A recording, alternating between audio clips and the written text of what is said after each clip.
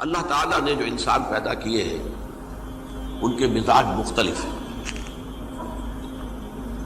ان میں کچھ لوگ ہوتے ہیں جو قوی ہوتے ہیں ارادے کے، جو فیصلہ کر لیا ڈٹ گئے. کچھ لوگوں میں وہ قوت ارادی اتنی مضبوط نہیں ہوتی، وہ ادھر ادھر سوچتے رہتے ہیں. کچھ لوگ جسمانی طور پر بہت توانا ہوتے ہیں، کچھ لوگ جسمانی طور پر پیدائشی طور پر کمزور ہوتے ہیں. تو اگر کوئی قوت ارادی کمزور رکھنے والا شخص ہے، وہ بھی تو اللہ کی تخلیق ہے، اللہ کا بندہ ہے، خطاؤں کا ظہور ہو جاتا ہے، توبہ کرتا ہے، پھر کچھ عرصے کے بعد پھر خطا کا ظہور ہو جاتا ہے، پھر توبہ کرتا ہے. تو ہم تو یہ سمجھیں گے کہ ایک حد کے بعد پھر اس کی توبہ قبول نہیں ہونی چاہیے. لیکن حدیث سنیے. وعن ابی ہریرہ رضی اللہ تعالی عنہ قال قال رسول اللہ صلی اللہ علیہ وسلم ان عبدا اذنب ذنبا، یقیناً ایک بندہ جو ہے وہ ایک گناہ کرتا ہے. فقال، پھر وہ کہتا ہے رب، اے میرے پروردگار، اذنبت فاغفر لی، مجھ سے گناہ ہو گیا ہے، مجھے معاف فرما دے. فقال ربہ، تو پروردگار یہ کہتا ہے اعلم عبدی ان لہ ربا یغفر الذنب ویأخذ بہ، میرا یہ بندہ یہ جانتا ہے کہ اس کا ایک رب ہے جو گناہ معاف بھی کر سکتا ہے اور سزا دے بھی سکتا ہے. کیا مانی ہوئے؟ گناہ اس نے کیا ہے لیکن جانتا ہے اللہ کو کہ وہ معاف بھی فرما سکتا ہے، تبھی تو وہ اللہ سے معافی کی درخواست کر رہا ہے. اس کے اس جاننے کی بنیاد پر، اس کے اس علم کی بنیاد پر، اس کے اس ایمان کی بنیاد پر فرمایا غفرت لعبدی، میں نے اپنے بندے کو معاف کر دیا. ثم مکث ما شاء اللہ، پھر وقت گزرا جتنا کہ اللہ نے چاہا. ثم اذنب ذنبا، پھر اس سے گناہ ہو گیا. فقال رب اذنبت ذنبا فاغفر، پھر کہتا ہے پروردگار مجھ سے گناہ ہو گیا، پھر مجھے معاف فرما دے.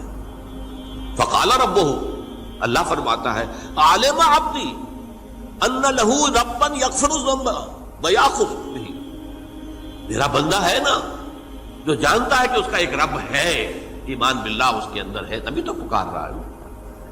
اور یہ بھی جانتا ہے کہ وہ گناہ معاف بھی کر سکتا ہے اور چاہے تو پکڑ بھی سکتا ہے، سزا بھی دے سکتا ہے. تو فرمایا، اللہ تعالیٰ فرماتے ہیں میں نے فرمایا کہ میں نے معاف کر دیا. ثم مکث ما شاء اللہ، پھر ایک عرصہ گزرا اس کے بعد. ثم اذنب ذنبا، پھر اس نے گناہ کیا.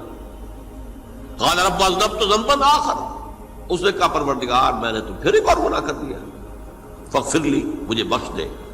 فقال اعلم عبدی ان لہ ربا یغفر الذنب ویأخذ بہ، میرا بندہ جانتا ہے نا کہ اس کا ایک رب ہے جسے وہ پکار رہا ہے، کہ وہ جانتا ہے کہ اسے اختیار حاصل ہے کہ چاہے تو بخش دے اور چاہے تو پکڑ لے. اس کے اس علم، اس ایمان کی بنیاد پر میں نے اسے معاف کر دیا. ایک اور حدیث، میں نے چونکہ اس گفتگو کے لیے ان احادیث کا تفحص کیا ہے، یہ تو بہت ہیں حدیثیں، میں نے ان میں سے کچھ چنی ہیں. ہمارے بعض واعظ ناصح وہ بھی کسی شخص کو روکتے رہے، برائیوں سے روکتے رہے، نہیں رکتا تو کہیں غصے میں آ کے اللہ تجھے کبھی معاف نہیں کرے گا. یہ کتنا بڑا جرم ہے، اس کا اندازہ کیجئے اس حدیث سے.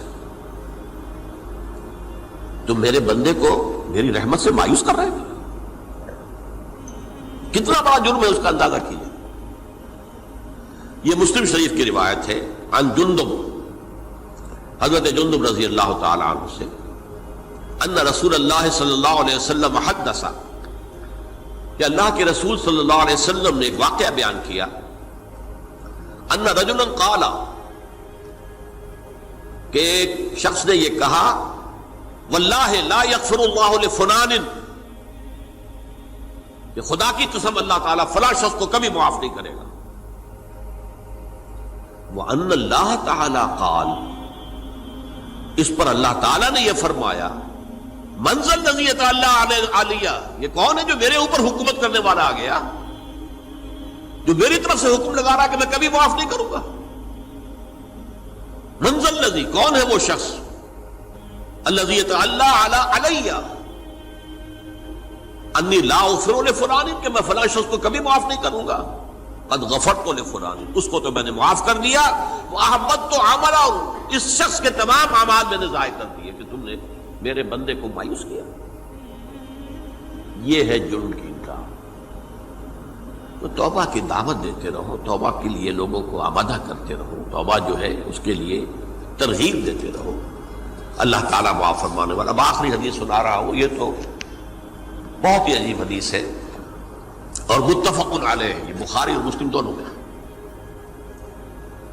حضرت ابو سعید الخدری رضی اللہ تعالی عنہ جو ہے وہ اس کے راوی ہیں۔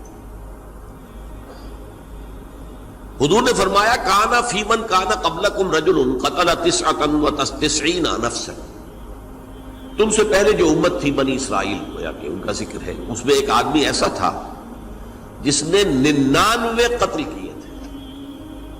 اب آپ اندازہ کیجئے کتنا بڑا گناہ کبیرہ ہے قتل۔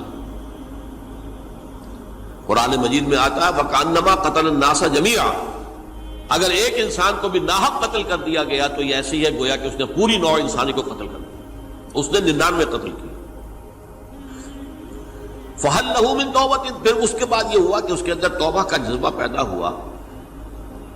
فَسَأَلَ عَنْ أَعْلَمِ أَهْلِ الْأَرْضِ، تو اس نے پھر سوال کیا، لوگوں سے پوچھا کہ زمین میں رہنے والوں میں کون سب سے بڑا عالم ہے؟ فَدُلَّ عَلَى رَاهِبٍ، تو اسے بتایا گیا فلاں راہب فلاں جگہ پر ہے، وہ بہت نیک ہے، بڑا عالم ہے۔ فَأَتَاهُ، وہ اس کے پاس آیا، فَقَالَ أَنَّهُ قَتَلَ 99 نَفْسًا فَهَلْ لَهُ مِن تَوْبَةٍ، انہوں نے کہا دیکھیے راہب صاحب، میں نے 99 انسان قتل کیے، اب مجھے یہ بتائیے کہ میرے لیے توبہ کا کوئی امکان ہے؟ فقال لا، اس نے کہا نہیں۔ فقتلہ، اس نے اس کو بھی قتل کر دیا۔ فکمل بہ 100، اپنی سینچری مکمل کر لی، مطلب 99 کے بعد ایک کی کسر تھی، اس کو بھی قتل کیا، 100 پورے کر لیا۔ ثم سأل عن عالم اہل الارض، پھر اس نے پوچھا کوئی اور، کوئی بڑے عالم انسان ہو۔ فدل علی رجل عالم، پھر اس کی رہنمائی کی گئی ایک بڑے عالم شخص کی طرف۔ فقال انه قتل 100 نفس، تو اس نے وہاں جا کر کہا کہ میں 100 انسان ہلاک کر چکا ہوں، قتل کر چکا ہوں۔ فهل له من توبہ، میرے لیے توبہ کا کوئی امکان ہے؟ فقال نعم، کہا کیوں نہیں، 100 قتل کیے تب بھی کیا ہے، توبہ کا راستہ دروازہ کھلا ہوا، ما لم یغرغر، جب تک کہ وہ گھنگرو نہیں بج رہا اس وقت تک تمہارے توبہ کا دروازہ کھلا ہوا ہے۔ فرمایا نعم، ومن یحول بینہ وبین التوبہ، تمہاری توبہ کے درمیان اور تمہارے درمیان کون حائل ہو سکتا ہے، توبہ کا دروازہ کھلا ہے۔ لیکن ساتھ ہی کہا انطلق الی ارض کذا و کذا، اب تم ایسے کرو جہاں تم رہتے ہو وہاں نہ جاؤ واپس، وہاں کا ماحول اچھا نہیں ہے، معاشرہ اچھا نہیں ہے، ہو سکتا ہے کہ تم توبہ پر قائم نہ رہ سکو، تم فلاں جگہ چلے جاؤ، وہاں اچھے لوگ آباد ہیں، ان میں جا کر رہو۔ فإن بها أناسا يعبدون اللہ تعالی، وہاں ایسے لوگ آباد ہیں جو اللہ کی بندگی کرتے ہیں۔ فاعبد اللہ معہم، تو تم ان کے ساتھ مل کر اللہ کی بندگی اور پرستش کرو۔ ولا ترجع الی ارضک، اپنی زمین کی طرف اپنے وطن میں واپس مت جاؤ۔ فإنها ارض سوء، وہ بری جگہ ہے۔ فانطلقا، تو وہ چل پڑا، ہجرت کر رہا ہے، اس جگہ جا رہا ہے جہاں کا راہب نے بتایا تھا۔ حتی اذا نصف الطریق، جب آدھا راستہ اس نے پورا کر لیا، اتاہ الموت، موت آ گئی۔ فاختصمت فیہ ملائکۃ الرحمت و ملائکۃ العذاب، اب وہ جہنم کے فرشتے بھی آ گئے اس کی جان قبض کرنے کو، اور جنت کے بھی آ گئے۔ فقالت ملائکۃ الرحمہ، رحمت والے جو فرشتے ہیں جنت والے، انہوں نے کہا جا تائبا مقبلا بقلبہ اللہ تعالی، یہ شخص توبہ کر کے اللہ تعالیٰ کی طرف ہجرت کر رہا تھا، اس لیے اس کی نیت کی بنیاد پر اب یہ جنتی ہے، لہذا اس کی روح ہم قبض کریں۔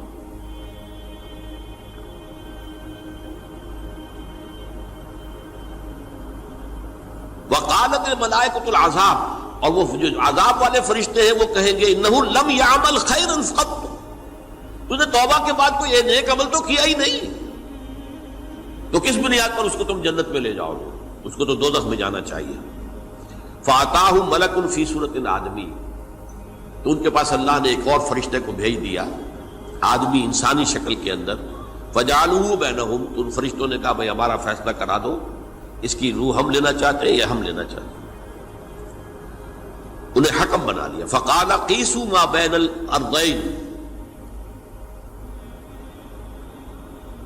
فإلی ایتہما کان اقرب، کہ تم فاصلہ ناپ لو جہاں سے وہ چلا ہے اور جہاں جا رہا تھا اور یہاں اس کی موت ہو رہی ہے، تو کون سا فاصلہ زیادہ ہے؟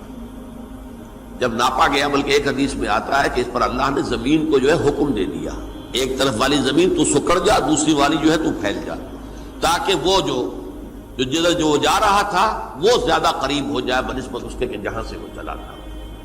تو اس فیصلے پر پھر جو فرشتے تھے جو کہ رحمت کے فرشتے تھے وہ اس بندے کو لے گئے جنت کے اندر۔ یہ ہے توبہ کی عظمت اور اس کی تاثیر۔